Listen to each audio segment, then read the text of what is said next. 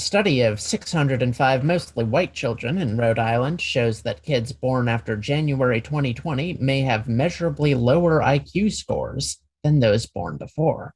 Potential factors they suggest for this effect include work stress for the parent and decreased ability to provide childcare, since children of parents with high levels of education were much less likely to suffer this effect. This study was published ahead of peer review and therefore has not yet been replicated by other scientists. We're getting dumber kids.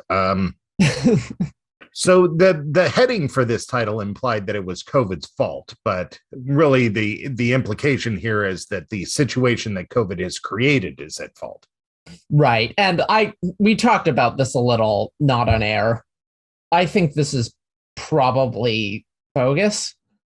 Or not bogus. Like I don't think anyone's lying to us or anything. I think when you see a study, it's published ahead of peer review, which means obviously it hasn't been peer reviewed. It hasn't been replicated. It's not even really done. It's like the first draft of a novel kind of thing.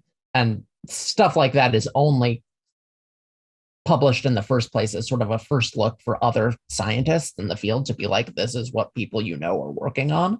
Not this is a real fact we've uncovered. Like, this isn't even a real study. And even the scientists who worked on it, I'm sure would tell you that too. I'm sure they would be like, yeah, we found some interesting stuff, but we're not done. So my thinking, 9 out of 10 chance this is a statistical artifact of some kind, and it's not even a real thing. Right. Right. Yeah. When I heard this and then I caught some of it from you, I thought, man, this could be spun a lot of ways. White kids getting dumber could have been the title. Right. Well, the freaking headline on Fox News was not study published ahead of peer review shows something that will probably not even be true. Right. The headline said kids born during COVID are dumber. I don't remember exactly what it was, but it was. And people only read the headlines. They aren't going to look at the article and be like, oh, published ahead of peer review. And even if they do see that, they're not going to know what it means because no one knows what it means. I only know what it means because I happen to have read about it recently and sort of read about how this is a way that studies that aren't real studies often, still get passed off this way in the press. So I think the story here is that the media sucks. So what do you think we do about this mixed messaging? I mean, Fugazi has this line, they didn't come up with it, but it doesn't matter what you're selling, it's what you're buying. And, we're buying it. They're obviously, here we are buying it. We're currently buying it. We took this article and we're now spreading it. Yeah, no, I don't see the media changing anytime soon. So I think it's up to people to practice better media literacy. Which is harder and more time consuming than not doing that. But I think with stuff like this, it's still not that hard. Like, read the articles. Don't just read the headlines. That's a start. How long does it take? Like, this article is like, 500 words? How long does it take to read that? A couple minutes, maybe. So...